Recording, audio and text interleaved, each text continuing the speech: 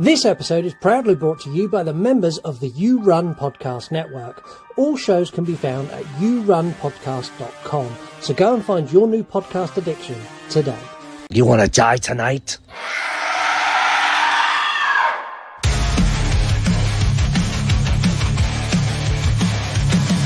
The dad jokes he tells sets the scene. I hang on every word lost in the screen. Your passion for fear is contagious enough. You make me believe in Mark's overblown roundups. You run podcasts or a movie review, unveiling facts and playing games too. Your words paint pictures of darkness and dread, leaving me grinning long after I fled.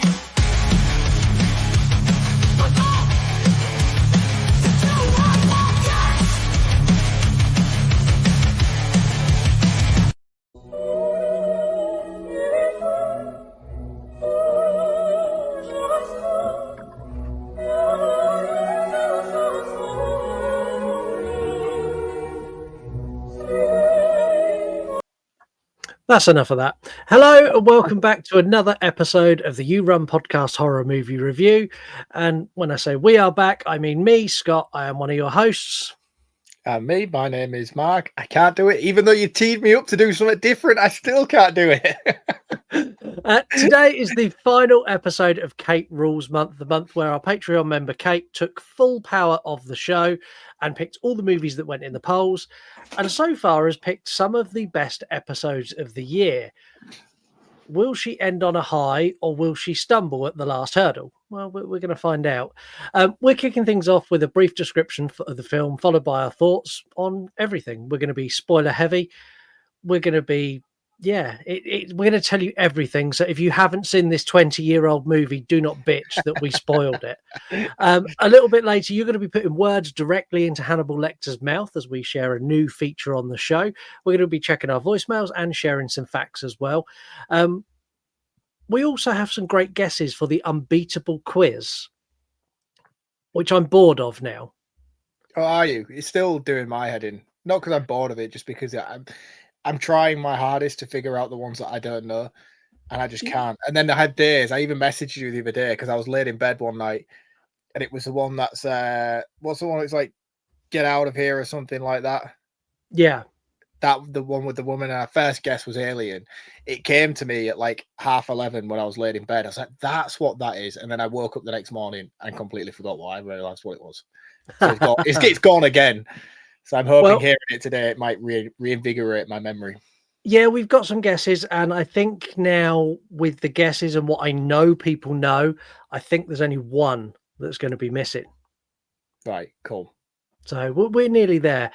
Today's going to be a super fun episode. It's going to be the last episode before we roll into October and our busiest time of the year for transient listeners who rock up once a month for us to excite them ready for Halloween and then fuck off again for an entire year. Remember Silence of the Lambs, that highly critically acclaimed movie with Jodie Foster as Clarice Starling? Well, we're not reviewing that today. Instead, we're diving into the last installment of the franchise.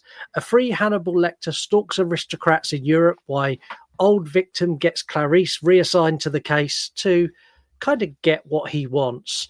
Knowing she can lead him to the man who permanently scarred him, he's got revenge planned, and it's a super well thought out revenge. She's going to feed him to the pigs.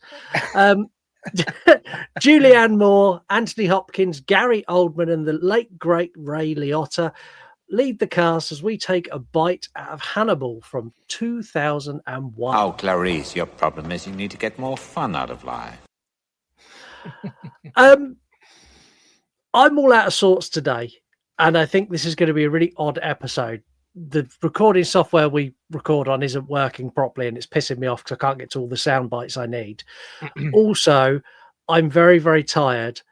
I watched this film last night, and I was very pleased with my rewatch. And then over the day when I've been working, I've been doing the studio today, I've reflected on it as I'm humping and dumping stuff, and I've slowly picked holes in it, and I didn't think I was going to do that because I really like this film.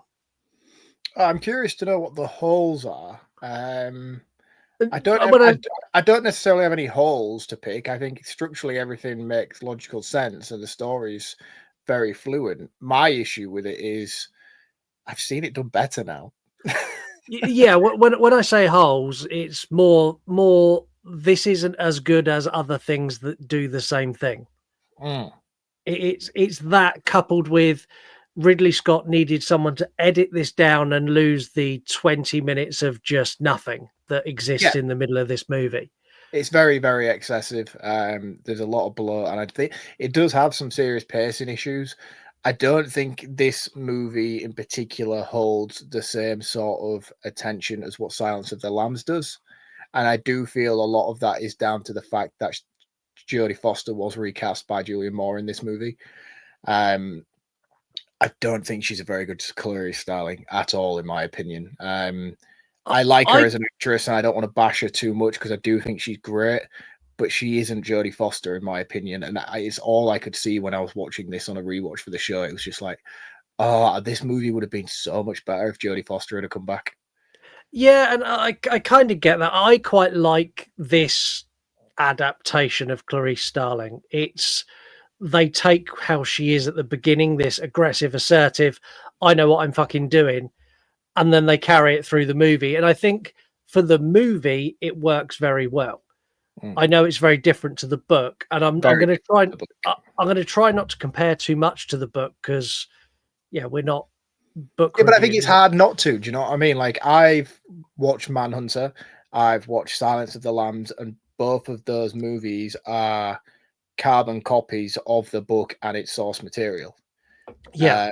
This movie is wildly different. I wouldn't say wildly different. Obviously, the ending's vastly different, but I do feel like a lot of the portrayals of the characters and the way that they act and the way that they portray themselves in the movie is vastly different to what it is in the book. I mean, even the opening shootout alone and the aftermath of that and the dealing of that with Clarice Starling's character is handled so much differently in the book. She gets shot in the ear or the neck, I believe, if I remember rightly, and the fallout of that from her and the roommate she's living with at the time is like 3 chapters of a book, you know, and it's not even glossed over here. The whole thing with the FBI and the trial and what they're putting her through is another massive big segment in the book. And again, it's glossed over heavily here. And I feel like those are what's vital about the story of Hannibal, especially in Silence of the Lambs. It's not really a Hannibal story, it's a Clarice Starling story. And that's the same with Will Graham in Manhunter, Red Dragon, whichever one you want to talk about. Hannibal Lecter is a secondary character, and I think due to the success of those movies, he got pushed to the forefront of this story. Even though the book itself is called Hannibal, and even though the movie itself is called Hannibal, and he does play a much bigger role than previously, he's very much shoved into the limelight constantly in this film, and it's always Anthony Hopkins' screen time. And I think that was a mismanagement of the story and the source material, in my opinion. It was, but Anthony Hopkins is the best thing in this movie. And had they not put him on screen and not pushed him to the forefront, this movie would have been borderline unwatchable. Because every time I get to the point where I'm like, oh, this is dragging a bit, Anthony Hopkins turns up. He says something really, really suave. Look at this distinguished gentleman. And then he kills someone, and I'm like, oh yeah, great, brilliant. I love this. I'll tell you who else I really, really love, and we're going to get in trouble for being racist again. I really, really, really, really love the detective. I'm a Luigi. No. Yes. But again, I thought the version of him in Manhunter was in Hannibal TV series was better. And had I have not seen Hannibal TV series, I wouldn't have obviously said that. But because the guy in here is great. I don't want to strip anything away from him. I think he's fantastic. He really, really is. And again, the guy who plays Cordell in this movie, I know him from Heroes. He was like this terrible agent in like season 3 and 4 of Heroes. He's also Doug from House of Cards. He's a really, really good actor. I think he's brilliant. Very, very talented actor. But the guy who plays Cordell in the TV series does a much better job of playing Cordell. And it's hard to see past that now. Yeah, there's things this movie does really, really well. It does tell a very good through narrative, and I really like the story of how Mercer, what's his name, Mason Verger. Faison Merger. How Faison Merger gets Clarice linked back in, like she's in trouble with the FBI because she shot that woman and just holding the baby. And he loops her back in. I love the meeting between the two of them the first meeting, where she's very conscious that he's obviously horribly disfigured, and she makes an active effort not to react to it. I thought that was really good. And the fact that he then baits her by basically going, yeah, well, I used to rape kids. And you're like, oh, you are the biggest fucking scumbag in the world. And he's like, it's fine. I can talk about it. I've got immunity. And I'm like, oh, you arsehole. You need to die right now. Yeah. And again, like, the TV series is so much fucking better. Like, the Gary Oldman's performance is better than the TV series, but I do feel the handling of the Mason Verger character is better in the TV series, and the inclusion of his sister, who is in the book but not in the movie, is so much better as well. He has an eel pit in the fucking TV series. How fucking rad is that? The thing is, though, when you do a TV series, you've got 10 hours to play with. Which I wouldn't criticize this movie for if he didn't waste 45 of this movie on nonsense shit. You know what I mean? When there's key elements that are missing that would amplify the story, a lot of the times I'm like, yeah, but it's only a 2-hour runtime. You can only fit so much in. There is so much fucking bloat here that I'm like, yeah, you don't get a pass because you're a movie anymore. No, I give this movie a lot of passes that I probably shouldn't, having seen it done better, and I've read the book as well. I think a lot of the passes come from the fact that Anthony Hopkins embodies Hannibal Lecter to a point that transitions from being he's an actor playing Hannibal Lecter to he's Hannibal Lecter. Like, he's so good at... He's so Hannibal Lecter. He got divorced from his first wife for it. Yeah, because his first wife was like, no. I can't see past you being this guy anymore. And in this, I like this because we get it's free range Hannibal Lecter. It's not Hannibal Lecter behind a glass, and free range Hannibal Lecter is so much more interesting. Like, he killed his predecessor at the museum that he's now trying to become a curator at. Like, that alone is amazing. And the fact that he doesn't waver or show any sign of fear, like when he's confronted by the police officer the first time, he's like, oh yeah, did your predecessor leave any things? He's like, yes, they're all in a box, catalogued, organized and ready for your collection when you'd like them. It's like, did he say anything to you? Do you have any problems? No, barely spoke to him. It's like no. Then again, that scene in particular is so fucking cool, man. Like, he's on the top 10 FBI most wanted list.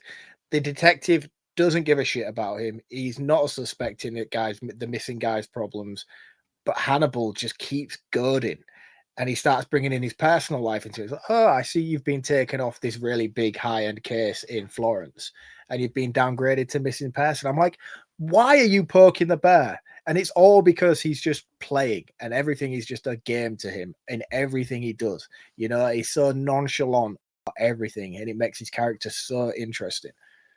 Yeah, and the character of Hannibal Lecter draws a lot from real true crime cases. And one of the things it draws a lot is the goading of police and goading of Clarice Starling with the letters. And I it's one of the things I adore when we do true crime. When a serial killer sends a letter to the police, that to me is like the ultimate fuck you. And I find that super interesting, that they're so arrogant and confident in their own belief. They're like, look, I tell you what, I'm going to send you a letter. I'll leave some fingerprints on it, a bit of DNA. I'll leave some clues to maybe where I am, and you still can't get me. It's brilliant. Yeah. One thing I did really appreciate about this movie this time on watching, because I picked up on it because my knowledge of the source material and everything else is so much vaster now, is the inclusion of the X-ray that they get. Because that never made any sense to me before. I'm like, it's just a fucking X-ray. It doesn't have a name on it. I'm like, what? He's got a fractured wrist. But in the books, he's got 6 fingers on one hand. And even though it's mentioned in any of the movies, because Anthony Hopkins only has 5 fingers and prosthetics would be an absolute bollock for such a simple do-away. However, by the time we get to the Hannibal book, it's such an important plot point because it's the X-ray with the 6 fingers on the hand, which is what draws them to find him. Here they have the X-ray. It doesn't have 6 fingers on it, and it's never mentioned. But for those who do know, it is there in the movie. And I was like, that's cool that you put it there. It's just a shame you didn't explain it to the rest of the audience. Yeah, and the other thing I thought was quite cool is you get the people who smell the letter, the bouquet Oh yeah, the guy professionals. from Breaking Bad, the Ding Ding man. Yeah. I paused Smelly. the movie. Yeah, I paused the movie watching this and went, bullshit. No one does that. They do. It's a real. Do you know how much money that career pays? No, I don't. I can It's imagine. Yeah. You're talking six-figure salary for smelling shit and identifying what it is. Yeah, but you must have to have a nose like a bloodhound in order to get that job.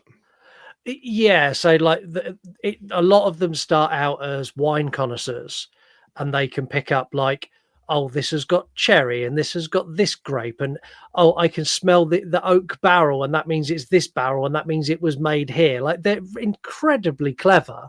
Yeah, But I mean, me and you have been smoking since we were 14. There's no way we would qualify. Our taste buds and smell senses are absolutely destroyed. what does this wine smell like? Wine. How about this one? Yeah, that was wine too. Yeah, that one smells a bit like Benson and Hedges. Well, we don't smoke now though, so like No, we mine today would smell like cherry raz. Oh dear. Yeah, cool job, man. But yeah, you've got to be a clean living guy to be able to maintain it, I think. Yeah, it's definitely not for me. I feel sorry for the detective when he realizes who he is and then finds the reward and calls the number. Mm. Like, first of all, is he hard up for cash? Because they never establish it in this movie. Does he need that money? Detective Patsy, I mean, if you're offered 150 grand just as a deposit for a fingerprint and the rest to follow, you're going to take it. He's just a detective, you know. I mean, it's known he's a serviceman. They don't get paid fantastically. Sure, they get great pensions and stuff like that, but they don't get paid an exceptional wage. His wife wants to go to the opera. He can't afford opera tickets. You know, he's His young hot wife. His young hot wife, which I can't understand the matchmaking there. But anyway, yeah, she's very, very attractive. But yeah, so I don't know. I don't think you need to be necessarily that well off. I think if you're a detective and you're in the game and you have a suspicion that there's somebody there, and Mason Verge is putting up a reward, I think it was like £1 million or something like that, or £2 million. Yeah. That's enough for you to retire from the force and go on and live the rest of your life. You know, I mean, obviously it's a conflict of interest, and I don't know what the rules are on that. Like, whether you're allowed to claim it being a working detective or whether you should bring them in and arrest them as a duty to your career anyway. I don't know how that works. No, I'm not sure. I'm guessing it's frowned upon because he makes a lot of active efforts to avoid anyone finding out, and he employs the guy to go and follow Hannibal or get the fingerprint. I mean, to be fair, I've only just clicked in my mind anyway that it's not even a legal reward system anyway. Mason Verge is going to execute him, so I imagine this is a black market deal anyway. Yeah, he's put a website up going, any information leading to this man, like, let me know. Verified fingerprint, we'll do the rest, and then we'll pay you the rest of your money. Like, that's not like an FBI, we're going to pay you 10 grand if you turn him in reward. That's yeah, he's going to be pig That's a bounty on his head. It's a hitman Western bounty. Yeah, and the young lad, he's basically a little druggy informant that Patsy sends after Hannibal. Yep. But that scene is brutal. The fact that he gets the fingerprint, falls to the floor, and Patsy gets like, he punched me in the stomach, and there's just fucking blood everywhere. He just slit his main artery in it. Yeah, his main artery in his leg. Precision, you know. And I like the conversation. He's like, oh, he went for the balls, but he missed. He's like, no, he didn't miss, man. He knows exactly what he was doing. Yeah, I don't think this movie really picks up until Clarice, basically until they capture Hannibal. I think so, yeah. I mean, there's a lot of interesting stuff there, but again, I think as a movie on its own, and your lack of knowledge to the source material, the excessive information that you get regarding Barney's character and his misdealings with stealing all Hannibal Lecter's personal effects from the asylum and selling them on the black market, the backstory that's vital to Mason Verge's character, even though we get the flashback scene with Gary Oldman and the drinking and he feeds it to the dogs and stuff, I still don't feel that there is enough in what's breezed over so quickly in this first hour and 20 minutes of the movie for a general moviegoer to get the satisfaction out of it that's required. For me, I only enjoy it because I can add the additional content that I need to make this work as a story sort of thing. And that feels really cheap and to say that because I watched this movie before I did all my lore digging and all my reading of the books and all my investment in the TV series and stuff. Like I still enjoyed the movie watching it on the first time, following straight on from Silence of the Lambs, not even knowing there was a Manhunter and there was even a Red Dragon book, and I enjoyed it, you know. Yeah. But like now I know all of this other stuff and all this additional information. It's like I It feel damages it. cheated. It damages it. I feel cheated by it, and I'm like, oh god, there's so much good stuff there. Why are we not sticking here for a little bit longer? And then, yeah. So for me, I found myself quite infuriated by a big percentage of the first half of the movie. And I'll be honest with you, I think this is one of Ridley Scott's worst directed movies. I think there is a hell of a lot of ugly transitioning and editing done. And I know it came out in 2001 and slow motion transitioning was a real thing, but I always had Ridley Scott on a bit of a pedestal for being like a really, really high-end director. But then when I watched this back again recently, I'm like, oh man, you sort of succumbed to lazy techniques of the time that I thought you were better than. Yeah, and like Ridley Scott is an incredible director. Some of the things he's directed to this day will never be replicated, like Gladiator, Alien. Yeah. Like those movies are his benchmark work. This is very much, I think he was very for everything I've read, he was very invested in the Hannibal Lecter character, is very invested in the story. And if I'm honest, I think he put more effort into that side of it than actually calling the shots and making it look as good as it should. Yeah, because I think it's probably one of his ugliest movies that I've seen of his back catalogue anyway, and that's because he is such a high-end director. There's just a lot of lazy stuff here that I'm like, oh god, man, this is kind of. If you'd have told me this would have been directed by somebody that we don't know or a nobody, or this was a one-time director and done, I wouldn't be shocked or surprised by it. But to find out that it is Ridley Scott, the Ridley Scott, I was like, nothing here is wowing me when it comes to you being a director. No, how do you feel about Ray Liotta in this? I think this is arguably one of his best roles. I think he's great as the scumbag ex-lover of Clarice Starling, who's just a dick all the time.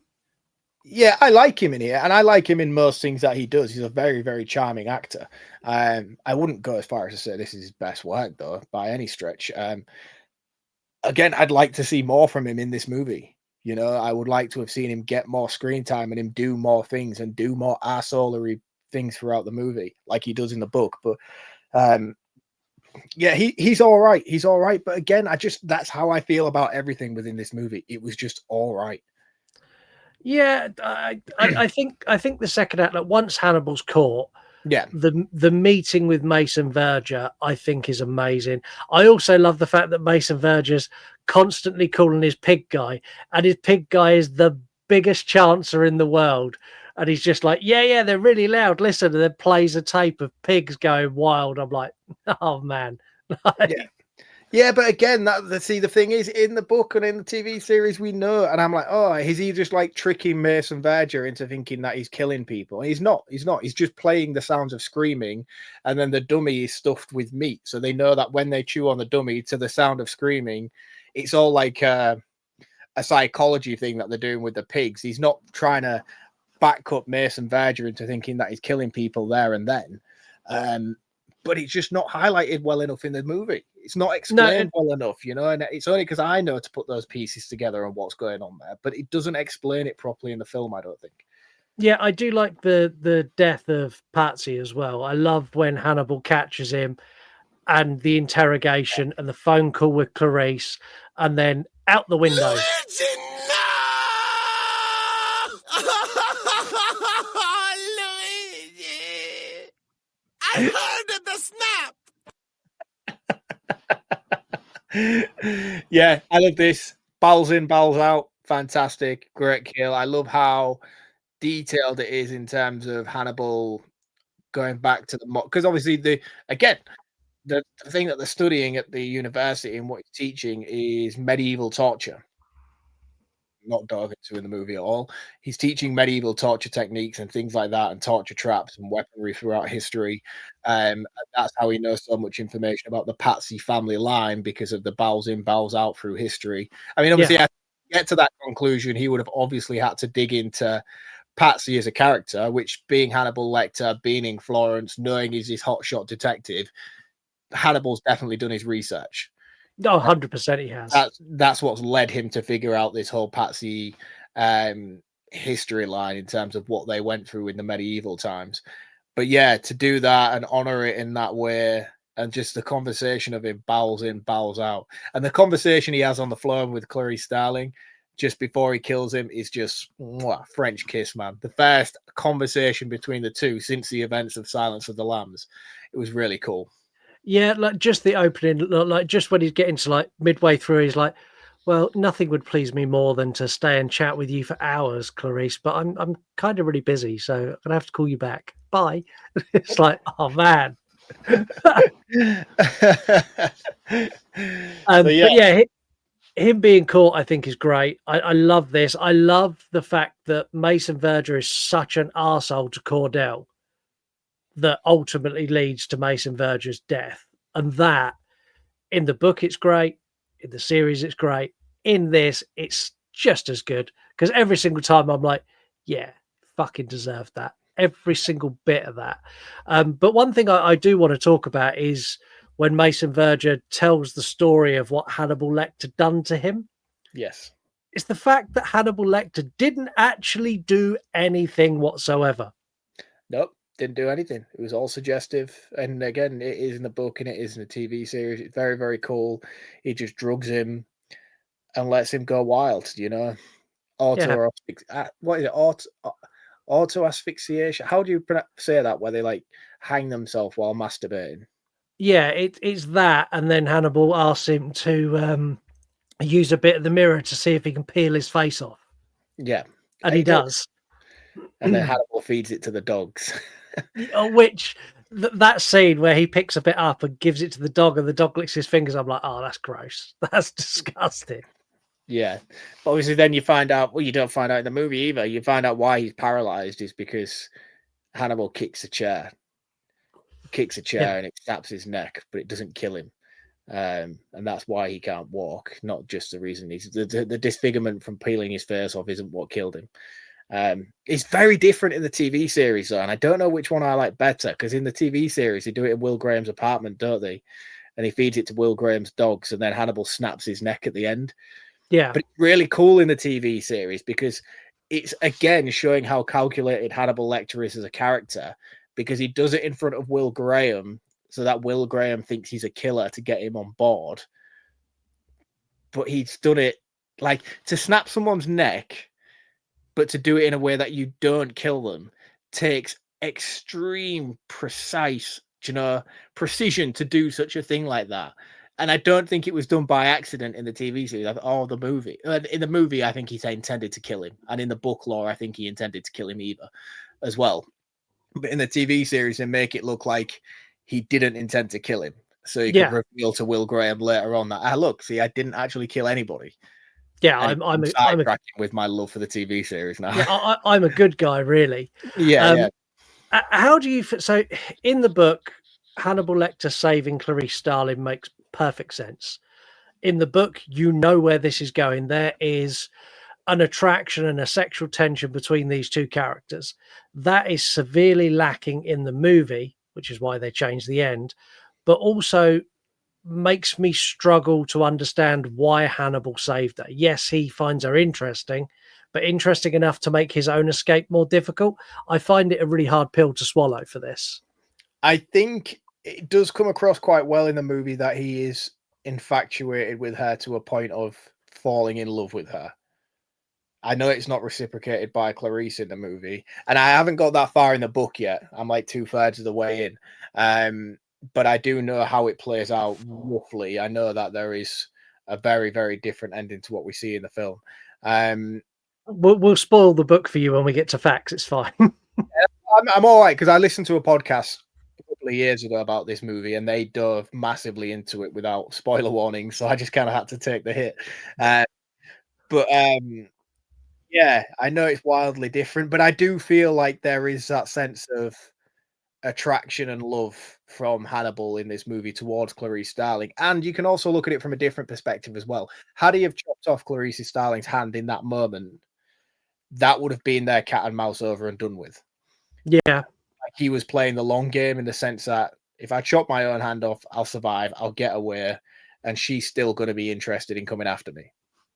Yeah, no, you've jumped forward. I'm on about when he saves her from the pigs and picks her up and carries her out when she's been drugged. Oh, right, okay, yeah, I massively jumped the gun there. Sorry, I do apologize.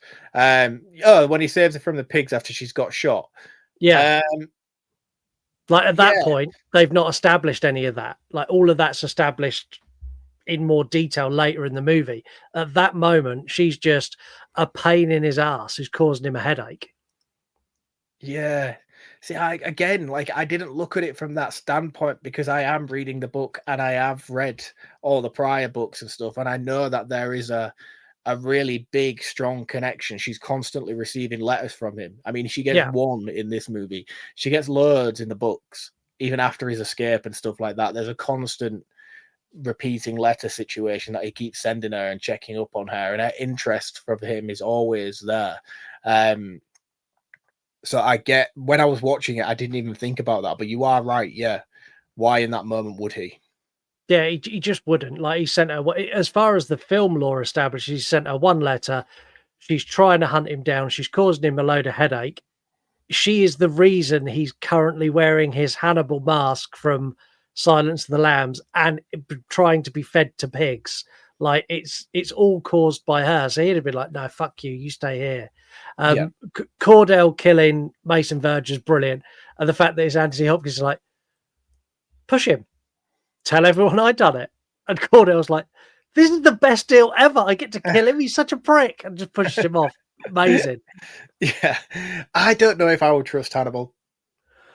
The thing is, Hannibal's escaped. Like, you could push him off, say Hannibal Lecter done it. Who is going to question the loyal 20-year serving Cordell, who's basically wiped Mason Verge's ass, done everything without question, been his closest confidant? Who's going to suspect you after Hannibal Lecter has escaped and killed 4 or 5 other people? I know, but he's just such a vindictive person. Like, man, I'd always be thinking, fuck, if that dude ever gets caught, man, I know he's going to sell me down the river. Do you know, I don't know if he would, purely out of the fact he'd probably find it's his own little joke. He'd probably play that game with another detective who comes to talk to him. Yeah, it's just not a glorifying enough kill for him to take credit for, I don't think. No, I quite like it. I like the fact that Anthony Hopkins or Hannibal's so throwaway. Just push him off. Like, I don't care. Like, tell everyone I'd done it.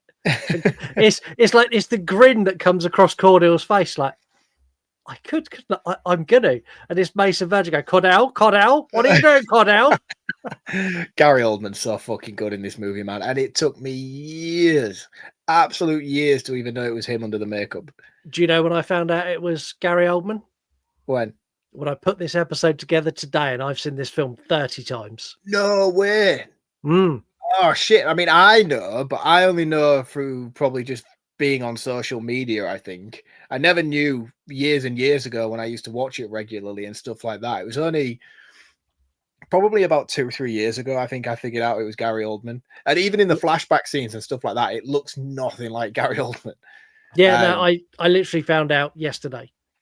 Oh wow, that's cool. I think it was the thing that there's like memes on like the internet about Gary Oldman being the greatest actor of all time, and then there's like loads of different roles where he plays. So there's like one where he's a dude from Fifth Element with the weird half haircut, and then he's James Gordon, and then there's this at the bottom, and a couple of other ones throughout his career where he's in heavy prosthetics and stuff. I'm like, shit, I did not know that was him. Gary Oldman is arguably one of the greatest actors ever to live and has a range that eclipses 99% of Hollywood combined. Yeah. He's like maybe 2 great movies away from competing with Daniel Day-Lewis, I would have said. Yeah, I mean, like even down to like his really basic roles where he plays the drugged out cop in Leon. Like he's that's just a great performance. Yeah, he's just fabulous in whatever he does. How do you feel about brain eating? Like, this scene's amazing. I don't know, man. I just see Scary Movie 2. That fucking franchise kills me every time. That franchise has damaged so many horror properties I because don't know how I feel about it coming back. I'll be honest with you.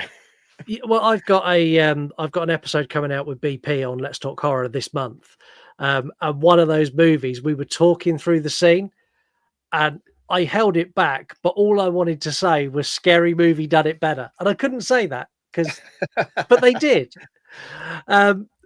Yeah, I quite like the brain eating scene. Again, this is Hannibal being super, super, super fucking asshole. He's like, he's taking part of his brain out, and mate, he's being rude to Clarice. Like, no, we mustn't be rude. You must eat up, and feeds him some of it. Like, what a thing to do to someone, feed them their own brains. Awful. Yeah, I wanted to try it though. Did you want to try it? I probably would have tried a bit in the pot, like the little kid on the plane.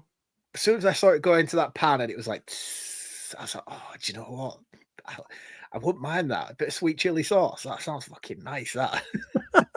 Yeah, it's fine if it's someone else's, but not your own. No, I suppose not. It's like that desert island thing, innit? Would you chop your own leg off to eat it if you had to survive? Like if you chop your own leg off, there's a lot of meat there.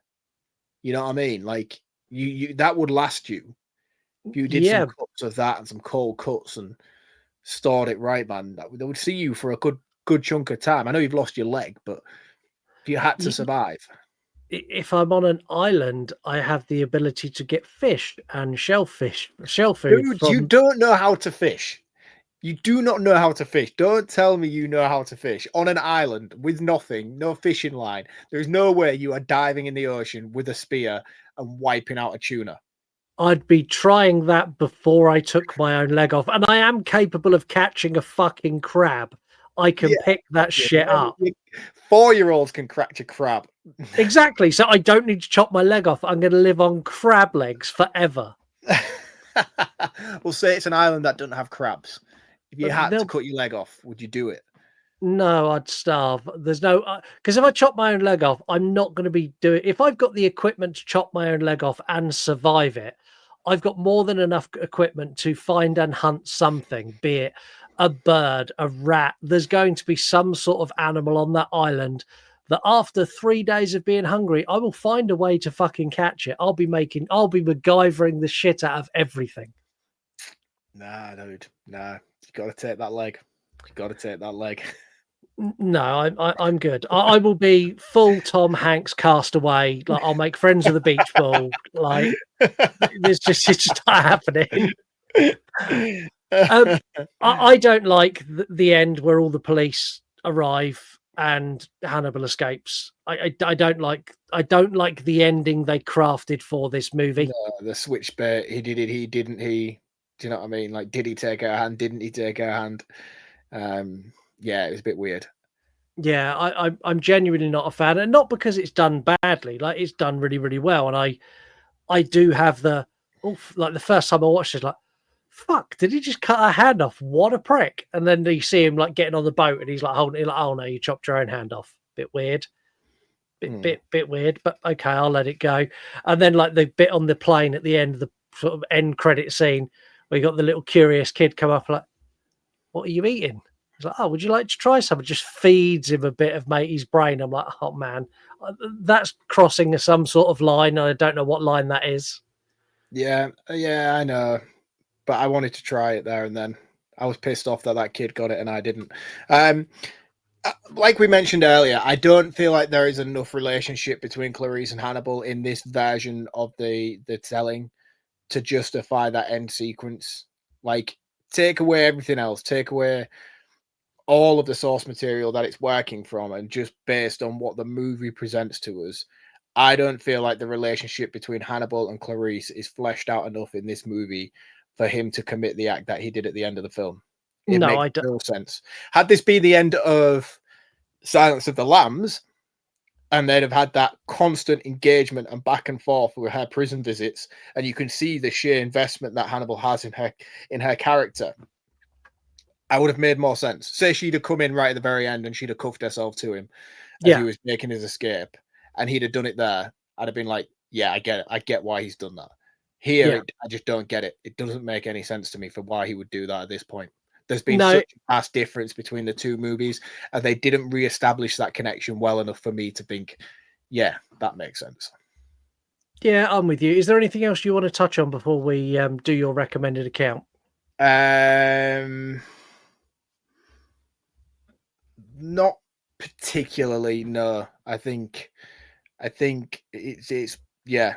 There isn't much here for me to think, right, I really want to talk about this or I really want to talk about that. I mean, there are things that I want to talk about, but I don't think it correlates to this version of the story, I'm afraid.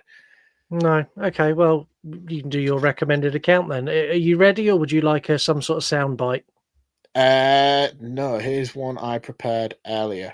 Where are we? There we go. So this week's recommended account of the week is Myers _ Toast 78. Stop. Myers. Before you say, I want to guess. Does this creator burn Michael Myers pictures into bread? No, but that would be a fucking awesome account and would make the name make more sense. It really would. Like instantly, like, you get those toasters that you put, like it does special pictures on the Oh toast. yeah, I've seen like the Darth Vader ones and stuff. They're awesome. Yeah, I thought you were going to tell me that this is an account that makes toast and then like uses like a soldering iron like you would to wood, and then like paints Michael Myers. Do you know what on the funny thing is? Like his actual page and his picture and his profile is a toaster with bread with Michael Myers' face on it. You can't see that very well on there. The lighting in here is terrible. Anyway, go check out the account and you'll see it for yourself. The reason why I'm mentioning this account tonight, he's fucking awesome. He's got a fantastic VHS collection and he's got a fantastic mask collection, not just Michael Myers, all sorts of stuff. Creatures from the Black Lagoon, Ghostface. He's got some really, really cool shit, some very fantastic horror memorabilia. But he posted something today which made me kind of want to mention him and give him that bit of a nudge if we can as a community, because it was something that resonated with me quite well. And it was more just saying how he was feeling burnout from posting content and how he was finding it a bit of a slug to get stuff out there. And I get it myself, from time to time where I'm constantly doing stuff and posting, that you kind of get that. And I don't want to say artistic lull, because I would not like to compare what we do to artists per se who paints and draws and write music and songs. I mean, we take photos and post them for other people's enjoyment. And I guess depending on how you value your creativity on social media, you could probably consider yourself an artist. I don't personally, but I understand the lull that he's feeling. And I just wanted everybody else to give him a bit of a boost, really, because it's a cool account and he creates some fantastic posts. And yeah, I just thought you might all go and give him a cheer up. Yeah, Make him feel good about himself, and hopefully he keeps doing what he's doing, because I think it's fantastic. And I think you all like it too.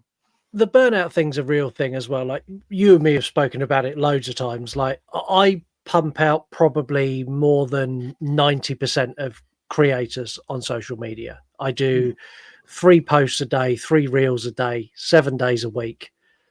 Plus I do TikToks, I do Twitter, I do X, I do fucking all the other shit, Blue Sky, Threads. I do so much. And people don't realize the amount of time and effort that goes into putting those posts. So yeah, I do the posts, I put them out. That takes time to do them and write the caption. But there's a whole time frame behind this where I create the memes, I download the videos, I edit the videos, I put the captions with them. Like there's all of that that goes before it. And if you're doing that and you're like showcasing stuff you've got and you're getting it out and you're setting it up and you're photographing it and then you've got to put it all back, there's a lot that goes into it. And if you do it for a long time, you do have days where you're like, oh, fuck, why am I doing this? Yeah, I think for me, what I tend to do is I try and do it in bulk. So like I'll come in here one night and I'll make 20, 30 posts and like pictures and stuff that I plan to progressively put out throughout the week. But you can always tell my enthusiasm regarding said post due to how much I've written in the caption. Yeah. If I go on a tangent and I'm talking for 3 paragraphs about the post in itself, I'm having a good week and I'm in the mood to talk about it and I'm invested in it. Sometimes if it's just a 1-word thing or a 2-word thing, it's like, I'm just doing it to keep up, you know. Yeah. But what was the account again, so we can all go and give him some love? That is Myers_Toast78. His name's Carl, and as always, give him a like, give him a follow, and let him know the You Run podcast sent you there. We all love an anniversary. We all love a big celebration of a big event, which is why you should go and listen to Release Date Rewind, because that's exactly what they do.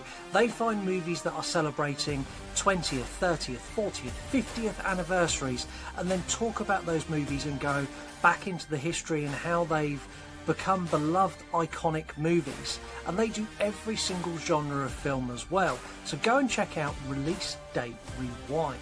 Also, if you are a nostalgia whore like me and you like anything from the 80s, 90s, early 2000s, even some stuff that is really, really prevalent in pop culture today, then you need Pop Culture Reflections podcast.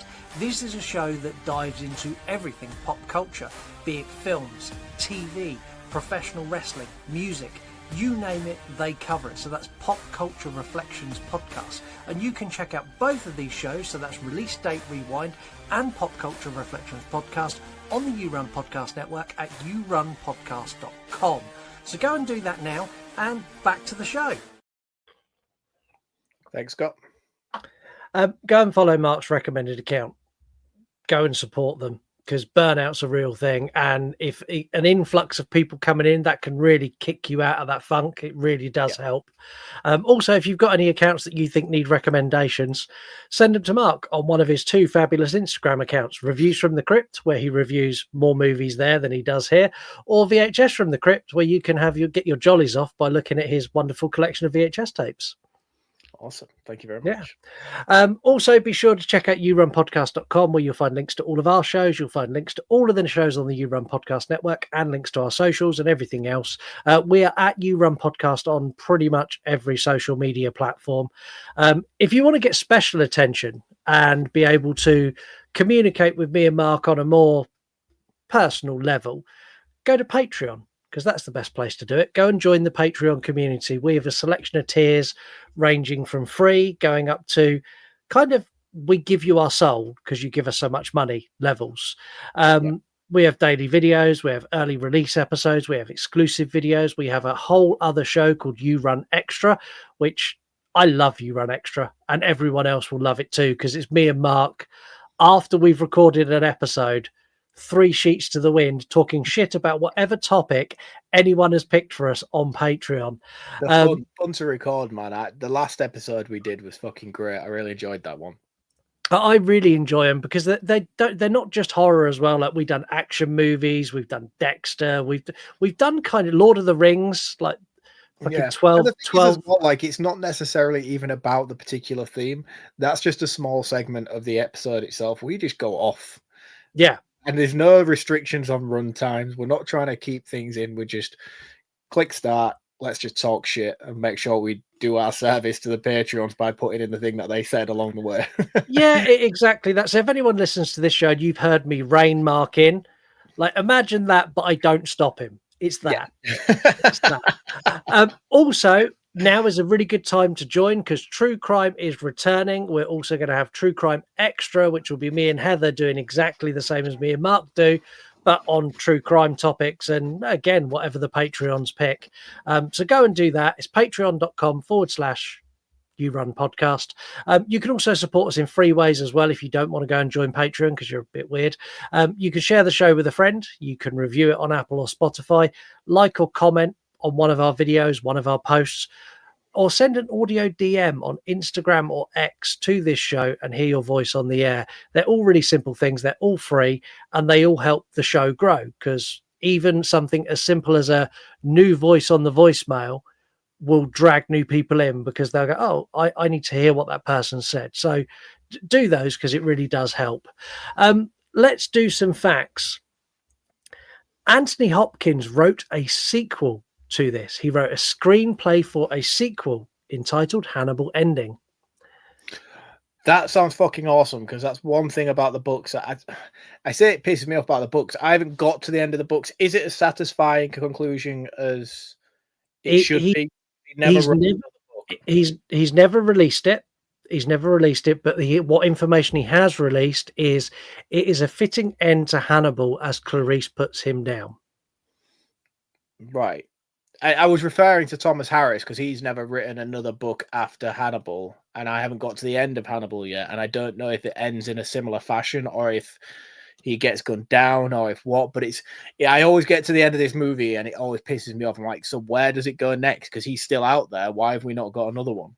Yeah, well, I'm going to tell you exactly what happens at the end of the book in a minute, so you'll know where it goes. The part of Mason Verger was originally offered to Christopher Reeves, based on his work in a wheelchair that he'd done for Above Suspicion. This is before he was paralyzed for horse riding. He had never read the novel, and he asked for a copy of the script to be sent. And when he read that Verger was a quadriplegic, facially disfigured child rapist, he declined the role. And apparently his agent went, Superman cannot play a child rapist. It does not work. No, but the irony of his outcome later on. Yeah. Jodie Foster was originally linked to this project for years. This sat in screenplay hell, and she was going to be a part of it. And when the script was finalized and Ridley Scott was on board, she declined. She issued a statement. Her statement, I think, speaks volumes for what they'd done to the character of Clarice Starling. I have been offered more money than ever in my entire career to make this film. But who cares if it portrays Clarice, who has become like a person to me? That's it. Yeah, and her connection to it. You can see in that Silence of the Lambs movie how much she gave of herself to that role. And I completely understand why she turned it down. I think for me, the original, because Anthony Hopkins wasn't on board either. He didn't want to make this for a long period of time. There was both in unison about not returning, because neither of them wanted the movie to be made. And I remember Jodie Foster's come out and give a lot of recent sort of interviews in her later life about not returning. And she's never shot on Julianne Moore particularly, but she has vaguely suggested that she thought her performance was shit without coming out and saying it.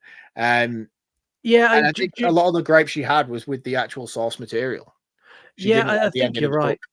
Yeah, and Julianne Moore is there because Anthony Hopkins made it so.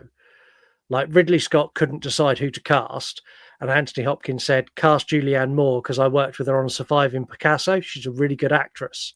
If anyone can do it, it's her. So it's Anthony Hopkins who kind of orchestrated her being there. And I think Julianne Moore done a good job with what she was given. I don't know. I think the lack of emotion that's required from her in this movie doesn't convey very well. And it all stemmed for me, particularly with that opening gun out sequence. I just know Jodie Foster would have handled that so much better. And the range of emotions on display from her would have amplified that scene to a much higher level.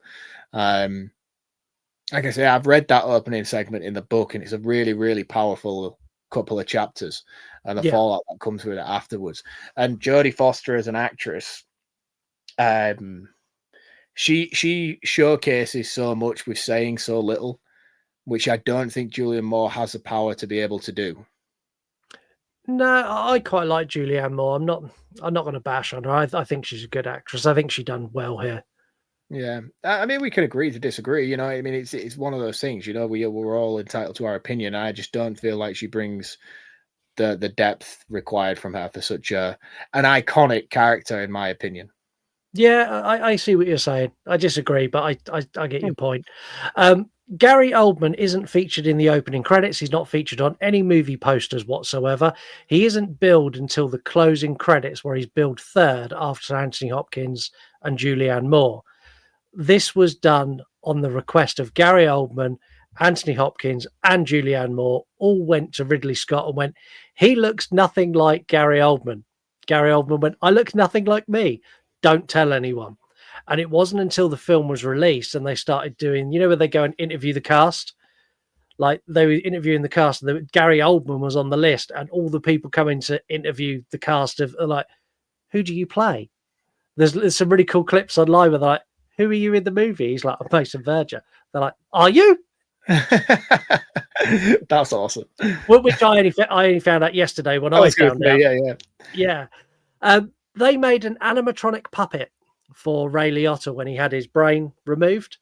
The editing was done so well that even Ray Liotta can't tell when it goes from puppet to him and back again. No, I've never picked up on that. I thought it was him. The CGI is a bit shitty these days of the brain itself. That looks a bit wonky. I didn't know practical was used. I just assumed it was Ray Liotta with a green screen cap on. It was that, plus they had an animatronic head that they used for some of the close-up shots, and the bit where he scoops the brain out, that's the animatronic. Right. Yeah, that's cool. No, I never noticed a transition at all. The movie has a very different ending to the book. Do you want me to mute you, Mark, so you don't hear what? No, because as I say, I have already heard what it is. I can't remember specifically what those points were. I know there's some sort of love interest and relation between the two of them, but I can't remember much past that. It'd be one of those. When I'm reading the book, it'll come back to me anyway, so you might as well tell me. Okay, so at the end of the book, Hannibal Lecter takes Ray Liotta's brain and he cooks it, and then he feeds it to Clarice. But Clarice likes it, and then he feeds some to himself, and then they feed it to each other, and then they have sex on the big dining room table before eloping together into the night and escaping. The novel ends 3 years later when Barney finds Lecter and Clarice living together in Buenos Aires and basically spots them and fucking runs for his life because Hannibal catches eye contact with him, and Barney knows he's fucked. And that's how the book ends. But that, when in the context of the book, that works really well. He does such a good job of building the sexual tension between the two that when it happens, it works. If they'd done that in this movie, everyone would have been like, what? Why are you doing that? Why are you having sex? I don't understand. Yeah. And like I said, that was a big factor for Jodie Foster's initial resentment towards coming back because she didn't like the ending of the book. Yeah. I don't know whether she knew how Ridley Scott was planning on changing it before she refused it at that stage. I'm not too sure. But that was one of the big points for her, was like, it doesn't work for me. Clarice Starling should not be with Hannibal by the end of this movie. Yeah, but it opens so much possibility for the future. Like, if there was another book, do you have Clarice and Hannibal killing together? Yeah, I'd be all for that. I think that'd be fantastic. I would love to read that. Yeah, I agree. Should we do some voicemails? We have a couple of voicemails. Then later on, we've got a couple of voicemails for the quiz as well. Pick one or two? Two. Hi guys, just started listening to the latest Patreon episode and you're on about stupid shit at work, so I thought I'd share your story.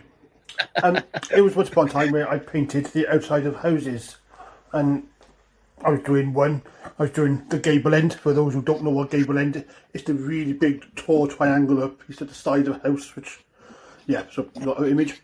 And I had my ladder up, I was painting, and there's about a square foot I couldn't reach. There's the last square foot of the wall, everything else was done. So instead of getting down the ladder, there was a window. I decided to literally hang off the outside window frame just to get the last square foot, before climbing back onto the ladder and getting down again. See, when we're young, we do these dumb things without any consequence. Of course, I wouldn't dream of that today. Haters. No, and like I said, I do dumb shit like that all the time, and still to this day, hence the lack of bounce I used to have. Yeah, and this is the difference between you and me. I've now reached the age where I've realised, Dave's reached the age where he's realised we can't do that anymore. You're at the age now where you're still contemplating, yeah, I can still do that. Yeah. I don't know. I'm coming around to the idea a little bit more, man. It's taken me a while to get over this. This is like, week 4 now, week 3? Yeah. It's a fall, and I'm still injured, man. You know, usually I'm 24 hours, 48 hours max, and I'm back up and running. Yeah, this one's took me a while to get over. So I don't know. Maybe a steady foot might be more approached next time. Yeah, I think so. Hey, Scott. Hey, Mark. Newman the Film Rat here from Movies for Days. I just couldn't stop myself. I had to echo the recommendations of one of your Aussie listeners, I believe, who told you to check out the show Mr. In Between.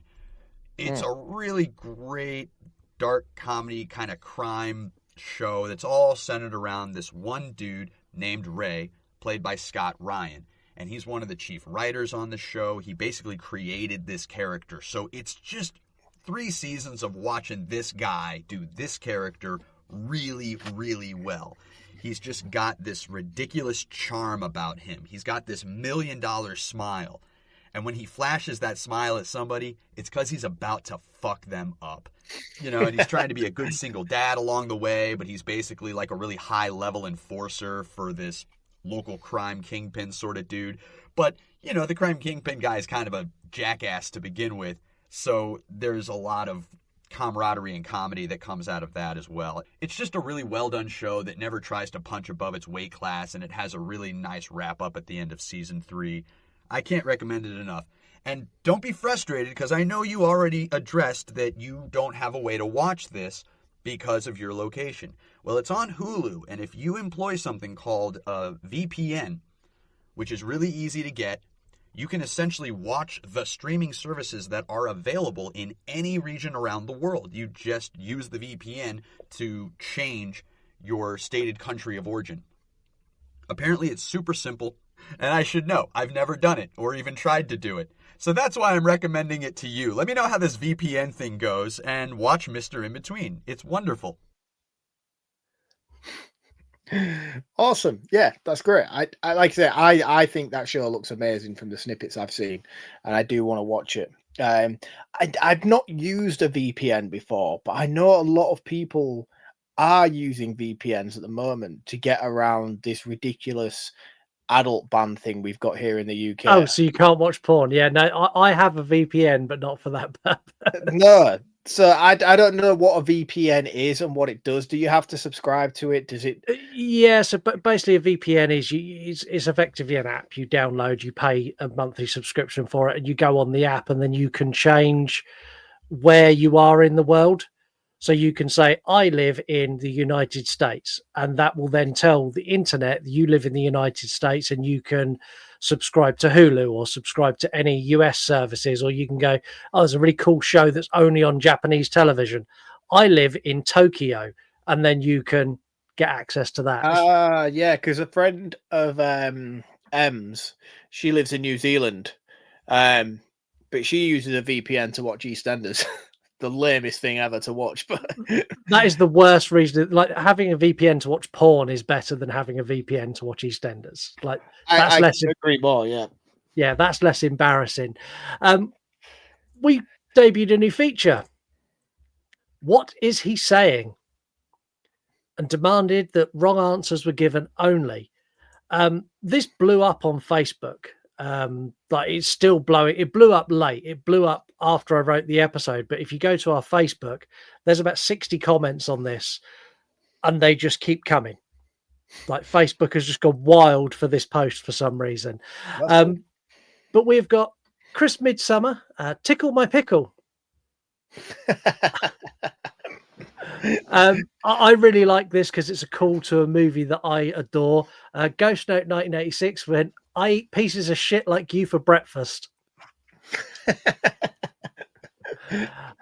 Mondo Street Social went with, if you look close enough, Clarice, there's a little bit of census taker between my teeth. Oh. Let's Talk Horror Channel. You don't look like Jodie Foster. Perfect. Love that. Dissect That Film. Am I doing this kissing thing right? Pete Andlow, this is one of the Facebook ones. If you want me to check there's an eyelash in your eye, you've got to fucking open them.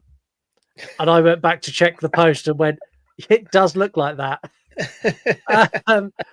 And finally, Brian Schnapper went with, no, Clarice, I do not think there was too much garlic in my brains. Brian Snapper's a cool name. I wish I was called Brian Snapper. You want to be called Brian? I will call you Brian Snapper for the rest of the show if you want, Brian. Well, no. I mean, you can't just mimic it in that instance. Like I would like to like go into the bank and be like, "Hi, I'm Brian Snapper." It's like Do you know Homer what I Simpson mean? with Max Power. I am Max Power. Yeah, it's that kind of name, isn't it? That's cool. That. We've had some guesses in for our quiz. So anyone who's not heard the quiz before, there is a clip I play. It has 5 clips from movies in it. All you need to do is identify all 5 movies.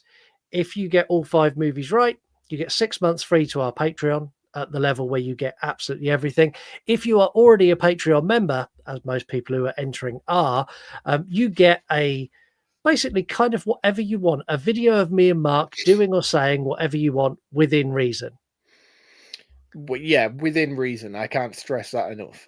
Yeah, I mean, I will quite happily do a nude podcast with a horror mask covering my nether region if that's what you want. That's where my cutoff is. Like the horror mask has to be there.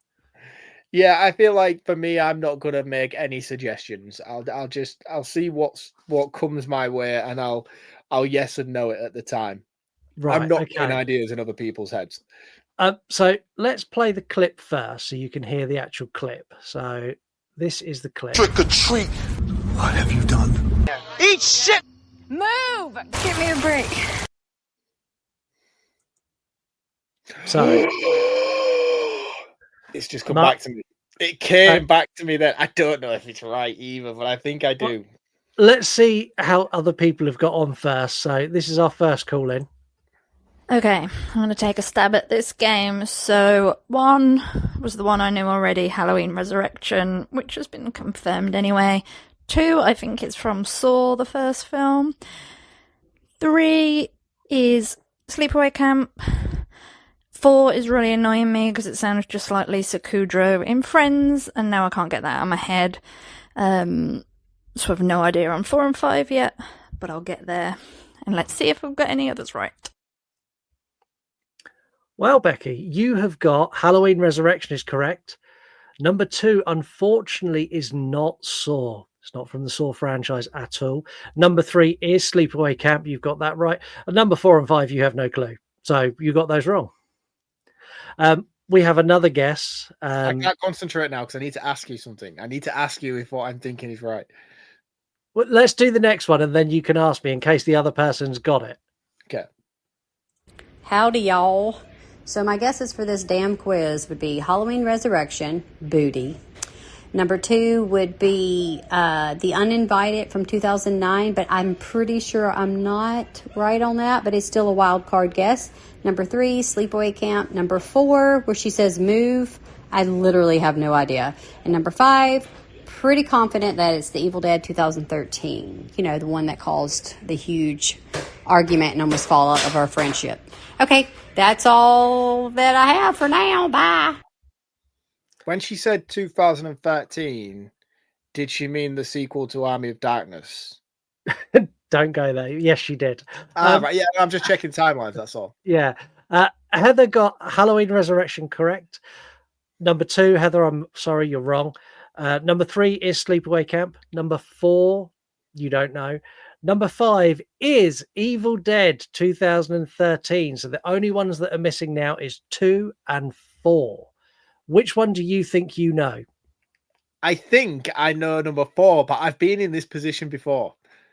Well, I'm going to let you take a stab at it. And if you're right or wrong, I'm not going to react. And then I'll tell you off the air if you're correct. I think number 4 is Pitch Black. I'm going to tell you now you're wrong. Fuck. So we'll play it one more time for everyone who's listening now. You only have 2 to guess now. It's the second clip and the 4th clip. So the first one is Halloween Resurrection. The 3rd one is Sleepaway Camp. And the 4th one is Evil Dead 2013. Here is the clip. Trick or treat. What have you done? Eat shit! Move! Give me a break. There we go. Yeah, I thought it was the Australian actress. They do a lot of running in the end. And I thought it was like, move. Ah, fuck. Yeah, no. You're gonna have to tell me, man, because it's doing my head in now. I can't sleep, I can't eat. Well, you could do with losing a couple of pounds. Maybe you wouldn't fall off the roof. Remember to enter. You need to call. You need to leave us a voicemail on Instagram or X, or you need to make a post on TikTok and tag us with your answers, and then we'll tell you which ones are correct as we put them on the air. I'm going to let you round this one up first. I was really disappointed by my rewatch of this recently. I voiced a lot of my concerns with this movie very early on in this episode, so I'm not going to waste anybody's time by going over that. I think this is the weakest iteration of this story. If you want to dive into a Silence of the Lambs sequel, go and read the book. Go and watch the TV show. Watch this as a continuation of Anthony Hopkins' character, but don't watch this if you were like, Silence of the Lambs is the greatest movie ever, and then be utterly disappointed by Hannibal like I was. I don't think it's that great. I'm really shocked by how poorly Ridley Scott's direction has held up in this movie. I think barring Anthony Hopkins, the rest of the cast is very underwhelming in comparison to what we've seen done since. I know this movie came out to mass critical acclaim when it was first released. I remember my parents going to watch it in the cinema when it came out and coming back and telling me it was like one of the best movies I've ever seen. But yeah, for me, I was very underwhelmed, and I'm probably going to carry that feeling with me now every time I hear this movie mentioned in conversation. It's gonna. I came in with a higher score in mind, but then the more we fleshed out on the episode, the more and more the score has gone down for me.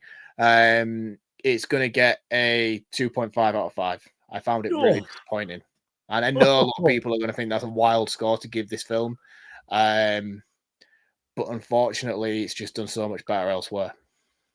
Well, in complete contrast, I'm a big fan of this movie. I don't mind that they altered the book. I like the more aggressive, more assertive Clarice Starling character, which doesn't exist anywhere else but in this movie. Maybe that's just because I like strong, assertive women as a general rule, but I think Julianne Moore does that very, very well, and I buy the character as she portrays her, and I can ignore what come before to make it work. The acting across the board is great. I don't think there's a bad actor in the bunch. Anthony Hopkins is perfect as Hannibal Lecter, always has been. He embodies that character to another level of brilliant. Mason Verger, like, wow, I'm still blown away. I still can't get over the fact that that is Gary Oldman. It just, even looking like, if you showed me a picture of it now, I still couldn't pick a single facial feature of Gary Oldman out of that character or voice or vocal tone. He's so good.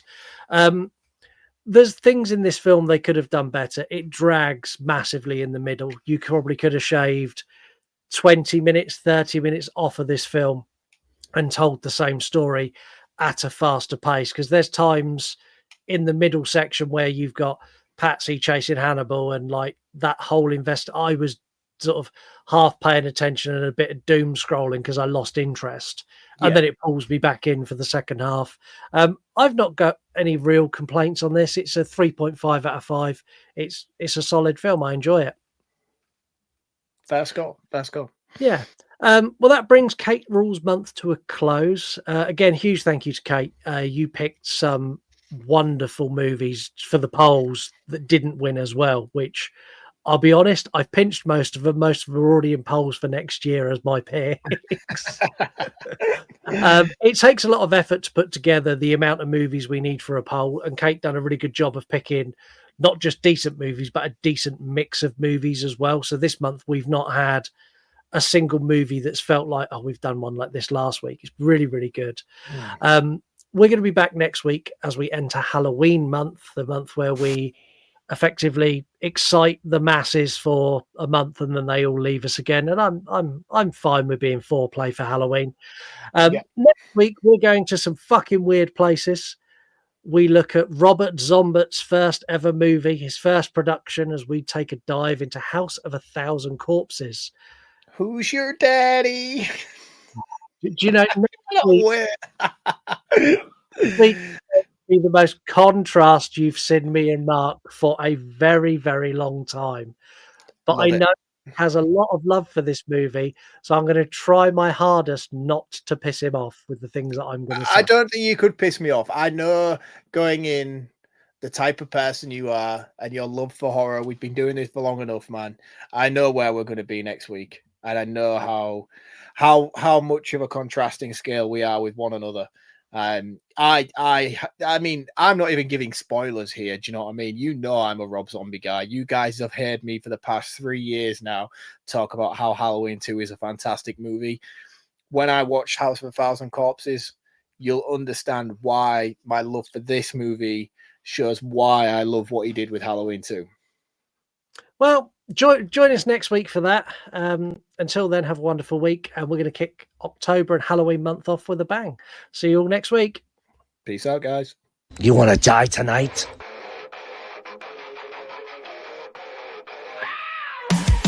at night, I tune into your show, where you talk horror with a unique flow. Your voice is like sirens, draws me in, as you pick apart movies on murder and sin.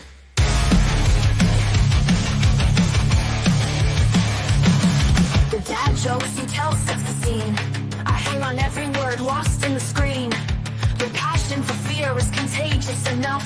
You make me believe in Mark's overblown roundups. You run podcasts for a movie review, unveiling facts and playing games too.